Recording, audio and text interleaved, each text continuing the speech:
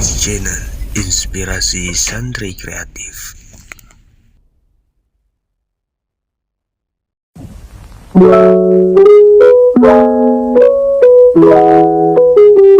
Assalamualaikum warahmatullahi wabarakatuh. Waalaikumsalam warahmatullahi wabarakatuh.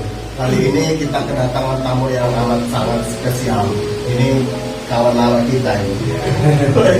Apa kabar Mas? Alhamdulillah. Apa kabar Mas? Jadi udah lama kita nggak ketemu ini ya. Udah ada 5 tahunan mungkin ya. Jadi kegiatan sekarangnya apa Mas? Ya alhamdulillah. Ya. Perkenalkan nama saya Muhammad Ali. Jadi kalau dibilang kegiatan saya apa saat ini ya sibuk dengan pesantren. Oh, di mana itu? Kami mondok di Jawa Tengah di Magelang, nama pondoknya Darul Mukhlasin Payaman. Nah, kalau dari Borobudur nggak jauh. Jogja. Magelang. Oh, Magelang. Oh, udah pindah lagi berarti ya? Nggak pindah, emang di situ. Oh, di situ. Si orang luar memang kayak gitu. Oh. Kiranya di Jogja adalah di Magelang. Sampean? Sama. Sama pondoknya. Magelang. Nah ini kayaknya udah asing lagi nih. Gak usah ditanyain lagi ya. Gak usah masuk. Boleh dong biar penonton dari kalangan itu tahu. Beliau. Jadi kalau kita ini dari Kota Agung, perkenalkan nama saya. Jadi kawan-kawan nongkrong itu panggilnya Mas Bob. Bob. Jadi saya sih kayaknya kalau saya bukan santri, karena pakaian aja bolong. Kalau beliau ini santri. Yang penting jangan bawa motor bolong. Oh iya. Tapi sih motor saya nggak bolong. Kayaknya. Jadi mengenali soal sampai kan terkenalnya di Kota Agung tuh soal rupiahnya ya kan. Saya ngeliat di Facebook sampean. Facebooknya apa? Saya lupa. Muhammad Ali. Jadi saya mau nanya nih tentang sejarah rupiah itu seperti apa sih? Ya sebenarnya kalau kita bahas masalah rupiah, terkadang kita ini sempat terbesit ya kayak nggak penting lah ya rupiah. Cuman mau nggak mau ketika kita lihat keadaan ya wakiyah yang terjadi di kalangan masyarakat ini sudah marak sekali cara-cara pengobatan selain pengobatan modern ya, yang nyelenceng dari syariat. Awalnya saya ini kurang selera sebenarnya tentang ruqyah itu, kurang seru. Sampai akhirnya saya melihat keadaan yang mana keadaan ini menjadikan saya tergerak untuk mempelajari seperti apa sih ruqyah itu. Nah, dan saya mulai mempelajari ruqyah ini dari membaca buku. Nah, ini seru juga ini. Awal dari membaca buku. Jadi mulai dari yang tipis sampai yang tebal saya baca. Nah, di situ saya banyak mengetahui pembelajaran. Ternyata ruqyah ini seperti ini. Ruqyah terbagi menjadi dua, ada ruqyah syar'iyah, ada ruqyah syirkiyah. Jadi sebenarnya ruqyah ini asalnya dari kata al-auza, mantra-mantra. Ya, jadi ruqyah ini sebelum memang masyhur ketika Nabi Muhammad SAW diutus, memang sudah masyhur juga di kalangan Arab-Arab Zahiriyah. Cuma memang ruqyah yang mereka pergunakan pada saat itu ruqyah yang termasuk syirkiyah yang dilarang dalam syariat. Nah, jadi kan ruqyah ini kan haram masalah dan akan menjadi halal ketika ada 3 perkara. Pertama, harus dengan asma Allah, kalam Allah paling utama, atau bacaan-bacaan daripada Rasulullah ya, atau nama-nama Allah boleh. Yang kedua, harus dengan kalimat ucapan yang bisa dipahami. Nggak boleh kita pakai mantra. Masya, apalagi nyebur pakai apa? Dukun itu orang pintar. Berarti yang datang orang goblok. Jelas ya, karena dianggap orang pintar berarti nggak tahu orang goblok. Nah, yang ketiga, ini tidak boleh berkeyakinan kalau ruqyah itu yang menyembuhkan. 3 perkara pondasi penting ini harus ada dalam ruqyah syariah. Nah, setelah 3 perkara yang sudah kita adakan, nah ada memang rambu-rambu yang tidak boleh kita lakukan supaya ruqyah kita ini tergolong ruqyah tetap syariah. Yang pertama pastinya seorang peruqyah tidak boleh mengaku bisa melihat jin, karena bertentangan dengan firman Allah dan surat Al-A'raf ayat 27, innahu yarakum wa qabiluhu min haitsu la tarawnahum. Jadi jin dan bala tentaranya ini bisa melihat kita dari tempat di mana kita tidak bisa mereka. Nah, kita ngaji di Fawaidul Makiyah ya, di kitab Asbah. Nanti kejadian ini berbalik ketika kita memang sudah di akhirat, di surga. Jadi manusia malah justru bisa lihat jin. Jin nggak bisa lihat kita. Nah, satu poin itu. Yang kedua, ya peruqyahnya atau roki ini harus jauh dari ngomong bid'ah. Ya, dari bid'ah ini ya kita bukan masalah hukum. Bid'ah di sini ya intinya jangan menyeleweng dari syariat. Dia harus mutasyari, menjalankan perintah kayak sholat, jaga berjamaah sama dia. Walaupun ya ulama-ulama berbeda pendapat masalah wajib atau tidak ya berjamaah kan. Intinya ya kita harus berpegang teguh, harus punya apa sih keyakinan bahwa jamaah itu sudah menjadi kewajiban bagi kita. Kemudian setelah itu, ketika kita menangani pasien yang memang bukan mahram kita nggak boleh menyentuh bagian-bagian yang memang sensitif, kayak dada, perut, dan lainnya itu nggak boleh. Kalaupun harus menyentuh harus melibatkan mahramnya. Jadi bedanya ruqyah syariah dengan ruqyah syirkiyah. Nah, kalau ruqyah syirkiyah ini biasanya si rokinya ini pertama bisa mengaku melihat jin. Dan dia banyak aksinya biasanya. Yang sekali dia kelihatan wah. Dan dia insya Allah pakai kodam. Nah, ini termasuk yang dilarang dalam syariat. Meminta bantuan kepada jin yang mana jelas derajat mereka lebih rendah dari kita. Ya kurang lebih ya sedikitnya itulah penjelasan tentang ruqyah. Ruqyah nih ya. Jadi Mas Bisri ada yang bertanya?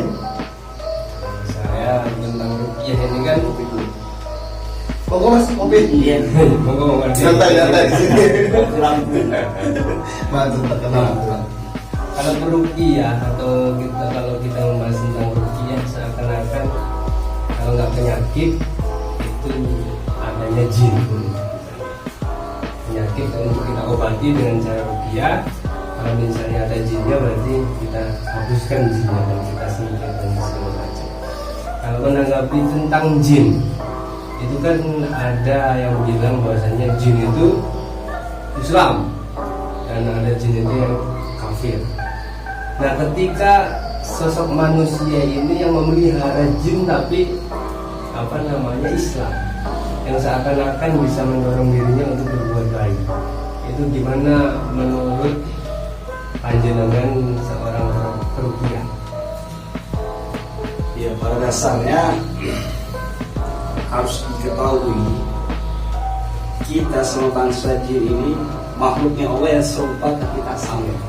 Serupa dari segi apa? Sama-sama Allah ciptakan untuk beribadah. Ya, jelas dalilnya ya. Tahu sudah masyhur. Kemudian banyak lagi persamaannya. Jin, manusia sama-sama punya gender. Mereka berkelamin sama kayak kita. Udah pasti kalau ada kelamin pasti ada syahwat. Sama, kita juga punya syahwat, jin pun punya syahwat. Mereka menikah, mereka berketurunan, mereka makan sama kayak kita. Bedanya, jin ini memang Allah kasih kelebihan dari manusia. Pertama, dari segi kekuatan. Kalau emang mau tahu, boleh dilihat di surah Sabah ayat 14. Ketika Nabi Sulaiman memberikan kerjaan, siapa sih yang mampu untuk membinakan singgasana Rasul Balqis?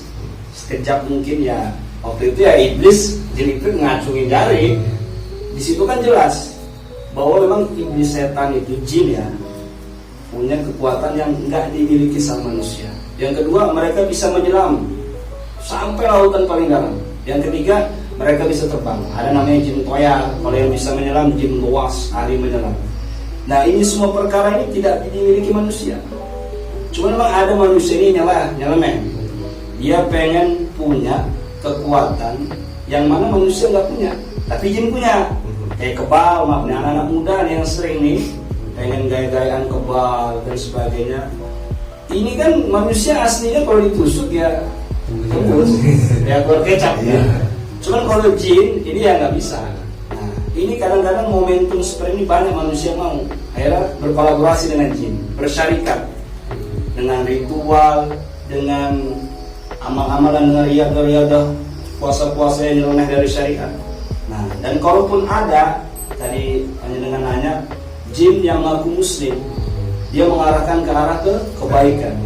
Sebenarnya harus digarisbawahi, sama aja kita sama jin, kita pun ada yang muslim, mereka pun ada yang kafir. Cuma harus digarisbawahi, nggak semua jin muslim taat. Sama kayak manusia, nggak semua manusia pun taat. Ada manusia yang ngakunya Islam tapi nggak sholat. Begitu pun jin. Dan jin yang tergolong masuk ke tubuh manusia, walaupun dia mengaku Islam, bisa dipastikan ini jin yang melenceng dari syariat. Karena kalau memang dia taat, dia pasti sibuk dengan amal ibadahnya. Karena dia pun ditaklid, diubankan syariat, dihisab. Nggak mungkin dia ngurusin anak Adam. Nah, mungkin itu aja. Berarti daripada kita mengikuti jin yang Islam yang mau menunjukkan kita ke arah yang baik, mending kita cari orang yang bisa mengarahkan kita dengan jalan yang baik kan. Jelas. Jangan cari jin untuk kita untuk bisa berbuat baik, tapi cari orang yang mampu mendidik kita menjadi baik. Intinya kan seperti itu. Setuju saya. Bos tanya lagi, mumpung ada teman sampean. Terus itu dampak buruk kita ke tempat dukun itu seperti apa sih? Ya kalau dampak buruk ya, jadi sebenarnya kita itu boleh-boleh aja datang ke dukun. Cuma lihat dulu dukunnya. Kalau dukunnya dukun beranak nggak apa-apa. Iya kan? Karena dulu nggak ada bidan, nggak apa-apa. Yang pertama dukun pijit, maaf ya, kayak Haji Magu. Nah nggak apa-apa. Ya nggak apa-apa. Kita datang nggak apa-apa karena ini nggak melenceng dari syariat. Selagi memang dukun beranaknya nggak pakai ritual-ritual yang syirik dan sebagainya. Ya. Nah kalau jelaskan ada hadisnya. Larangan kita untuk datang ke dukun kan sudah termaktub dalam hadis. Barang siapa yang datang ke dukun, datang dia Bob, nanya ini sama dukun, maka sholatnya tertolak selama 40 hari. Nah, jadi kita ini dilarang keras untuk datang ke dukun. Kalaupun kita sakit secara medis, buat apa ada dokter? Buat apa ada bidan? Buat apa ada mantri? Datang dulu kita ke dokter, ke bidan, ke mantri. Kalau memang udah nggak ketemu permasalahannya apa, baru kita alihkan ke non-medis. Mungkin kita diganggu dengan bangsa jin, dan Al-Quran adalah solusi. Al-Quran ini Allah turunkan itu yang benar-benar sebagai obat, syifa, obat bagi penyakit medis ataupun non-medis, penyakit zahir ataupun batin. Itu kok, insyaallah. Kalau misalnya seperti ini, Mas Alif, ketika kita merasakan ada sesuatu yang ganjal di diri kita, yaitu penyakit, boleh nggak kita mendahulukan ruqyah daripada medis? Itu lebih baik mana kita, saya langsung ke dokter aja dulu, atau ke rumah sakit terdekat, atau saya harus cari ruqyah? Jadi yang mana yang lebih baik? Jadi sebenarnya sebagai seorang muslim, kita harus meyakini dengan seyakin-yakinnya firman Allah. Ini harus kita benar-benarkan dalam hati, kita yakin. Jadi Al-Quran itu memang benar-benar bisa menyembuhkan segala penyakit. Dan fadilah, keutamaan sebagai seorang muslim yang selalu berusaha mengedepankan Al-Quran untuk mengobati, nanti insya Allah dalam akhirat nanti Allah kumpulkan dengan para ahli surga, para hafid, ya, para syuhada. Karena memang kita ketika sakit ingatnya sama Allah. Kan bentuk ingatnya kita sama Allah ini kan ketika kita sakit, kita langsung ke Al-Quran, ya kan, ngomong sama Allah, ngambil barokah. Karena Al-Quran kan mukjizat. Ya, memang sebenarnya sepatutnya ya, menurut saya ini ketika seorang muslim sakit, Al-Quran dulu. Coba caranya ya bisa air putih, kita bacakan minimal Al-Fatihah. Kita sama Allah, kita minum. Biar selepasnya itu Allah yang urus. Kalau memang nanti udah nggak ada titik temu, boleh kita datang ke medis, tanyakan keluhan kita ke dokter, ke spesialis apalah terserah. Intinya usahakan ketika kita sakit jangan dulu cari obat, jangan dulu ke dokter, apalagi sampai ke dukun. Alhamdulillah. Coba kita kembali ke Al-Quran, kita yakinkan diri kita bahwa Allah zat yang maha menyembuhkan. Kita bacaan ayat kita dengan minimal Al-Fatihah baru kita beri, insyaallah. Minimal doa. Minimal doa sama Allah, jangan langsung ke makhluk, ke Allah dulu. Ya sekarang kan banyak, meskipun sudah legal dokter itu bisa memberikan kita obat, cuman kan orang awam ini kadang menganggap dokter itu 100% bisa menyembuhkan. Nah ini juga harus kita omongin, kalau misalnya dokter itu cuma sebagai lantaran saja yang bisa menyembuhkan dan segala macam, memberikan obat, kalau batu ini obatnya, aslinya hakikatnya yang memberikan kesembuhan adalah Allah. Begitu juga tadi yang diomongin, ruqyah juga bukan sebuah 100% hakikat bahwasanya itu yang menyembuhkan, tapi Allah yang menyembuhkan. Ya malah haram kalau kita sebagai marki beranggapan marki itu ya orang diruqyah, beranggapan bahwa ruqyah bisa menyembuhkan. Tadi kan sudah saya jelaskan, itu malah haram. Jadi ruqyah itu nggak tergolong syariah, malah haram. Nggak boleh kita itu beranggapan, apalagi sampai-sampai ya saya tekankan juga sebelum saya meruqyah, jangan sampai berkeyakinan, berharap dan sebagainya kepada saya. Ya memang cuma sebagai jembatan, lantaran aja yang menyembuhkan mutlak Allah. Kadang kalau menurut saya, kalau obat itu yang menyembuhkan bukan obatnya, bacaannya, obat batuk. Iya, obat batuk. Jadi sugesti kita bisa tersugesti sampai jadi perkataan, jadi doa. Namanya perkataan adalah doa seperti itu. Karena zaman dulu itu obatnya sama, merah, kuning. Kalau zaman dulu yang di plastik itu cuma tulisannya obat batuk. Sama aja, sama. Jadi kan bisa mengucapkan kita bahwasanya yang menyembuhkan bukan obat tapi Allah. Buat mas saya ada yang mau ditambahin? Kayaknya orang spesialis. pokoknya diminum. Minum dulu. Kopinya Mas. Jadi ya sedikit memberi info ya. Kalau saya ini belajar ruqyah ya insya Allah pada ahlinya. Ruqyah Indonesia itu ya sempat saya talaki lah. Saya langsung ketemu, saya menanyakan satu masalah, saya menanyakan masalah itu, saya minta sanad keilmuannya. Alhamdulillah saya dapat itu. Walaupun memang sebenarnya saya nggak mau diidentikan dengan roki atau dengan dukun syar'i. Saya tetap, karena saya basicnya saya pondok di pondok pesantren, saya pengen itu bisa memberikan ilmu yang bermanfaat gitu ya. Kalaupun bisa ini bisa itu, ya itu bonusnya dari Allah. Karena Allah sudah memberikan saya amanah, kelebihan, ya saya harus sampaikan, saya harus salurkan. Dengan pengobatan pun ya ini termasuk jihad tauhid, meluruskan akidah umat biar berkeyakinan kepada Allah. Kemudian jangan sampai berkeyakinan dengan jimat-jimat, cakelan, wipik, apalagi isim, raja, pusaka-pusaka peninggalan nenek moyang memang diisi khodam. Jangan sampai kita berkeyakinan kalau semua itu bisa mendatangkan kuah, padahal ya, tidak sedikit. Yang ada dampaknya lebih parah. Tujuannya nanti malah lari ke syirik. Iya betul. Itu maksiat yang sudah nggak bisa diampuni. Masya Allah.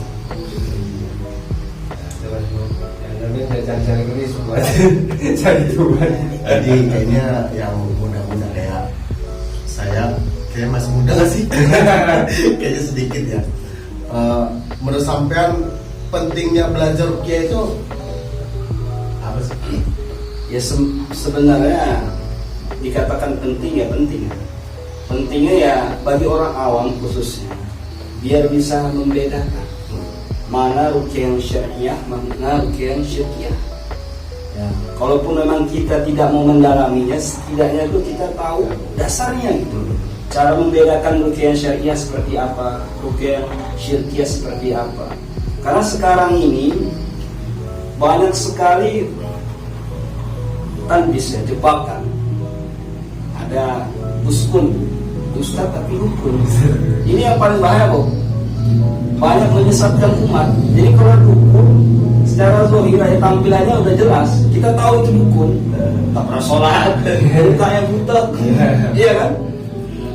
Nah, Kalau Gus ini yang repot nih, pakai peci, kadang jenggotan, kadang jidatnya hitam, pakai jubah bahkan sorbanan, tapi ritualnya ritual dukun. Ini harus bisa dibedakan. Bahaya ini kita datang ke Ustaz dukun ini. Ya. Jadi ini pentingnya bagi orang awam untuk mengetahui ruqyah itu biar tahu seperti apa ruqyah ya, biar bisa membedakan mana ruqyah syariah, mana ruqyah syirkiyah. Saya juga nambahin Mas, karena tadi yang dibahas ruqyah adalah Quran, mempercayai bahwasanya Allah yang nyembuhin kita. Makanya dampaknya ruqyah kita belajar di situ itu dampaknya baik karena menambah keimanan kita satu, biar kita tambah yakin bahwasanya Allah itu memang wujud. Karena kalau misalnya kita nggak ke situ larinya, ini kan salah satu jalan aja untuk menambah apa iman kita. Salah satunya kita mempelajari ruqyah, kita yakin bahwasanya Allah adalah tempat tujuan kita untuk minta apapun itu, minta obat dan segala macam. Yang kedua adalah kita otomatis kalau kita belajar ruqyah juga belajar Quran, insyaallah. Iya kan? Gak mungkin kita mau meruqyah bacanya masih jelek. Pastinya kita harus belajar tajwid dulu biar enak bacanya. Itulah pentingnya kita, mungkin itu pentingnya belajar ruqyah. Sisi-sisi yang baik lah.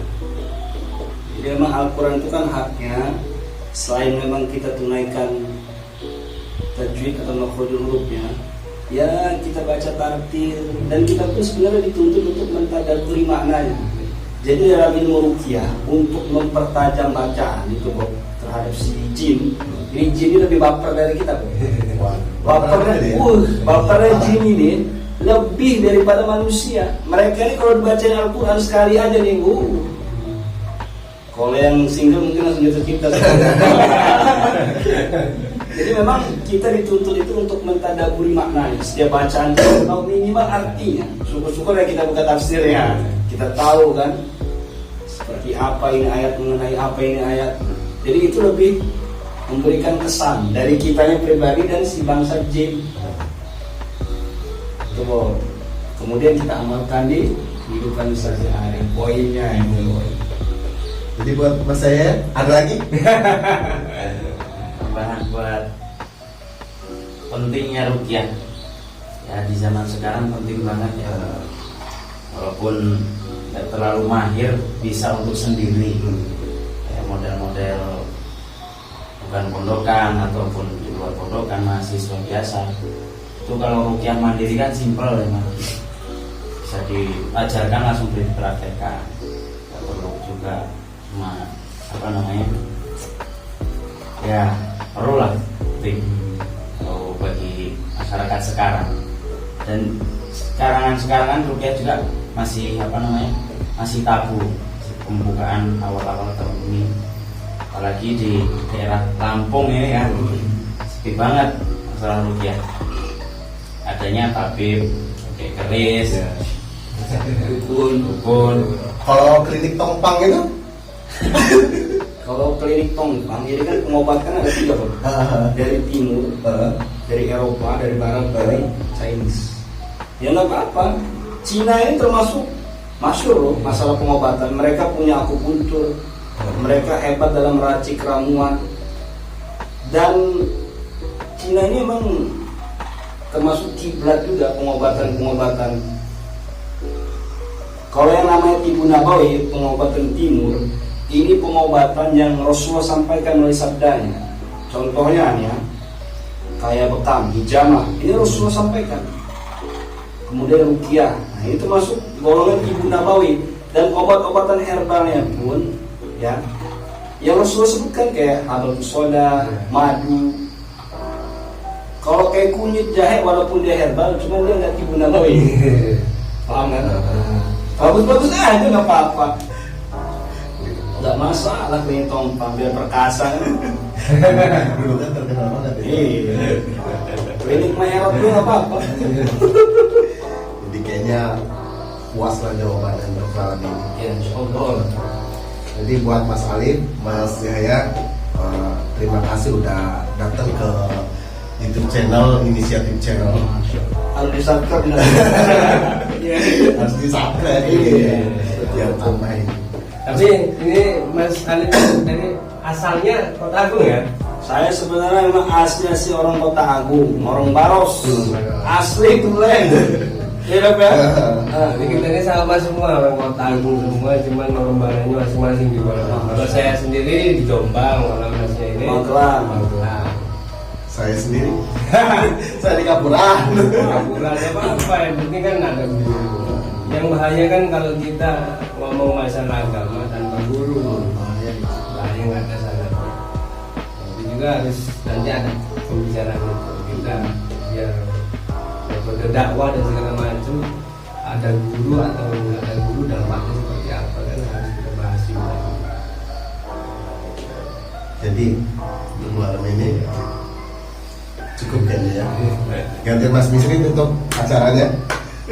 Ya mungkin terima kasih buat Mas Alif, ilmunya, ilmu ruqyah, sejarah ruqyah dan dampak baiknya untuk mempelajari ruqyah. Penjelasannya sudah sangat istimewa lah, sudah jelas banget. Jadi mungkin adanya nanti ini ditonton sama orang bisa menjadikan wawasan, menjadikan ilmu untuk orang-orang yang di luar sana, anak-anak muda khususnya, biar mereka itu apa namanya larinya langsung ke Allah Subhanahu wa Ta'ala. Jadi untuk malam ini dari kami Inisiatif Channel mengucapkan banyak terima kasih kepada Mas Alif dan Mas Yahya. Sekian dari kami, wabillahi taufiq wal hidayah. Wassalamualaikum warahmatullahi wabarakatuh. Waalaikumsalam warahmatullahi wabarakatuh. Inisiatif Channel Inspirasi Santri Kreatif.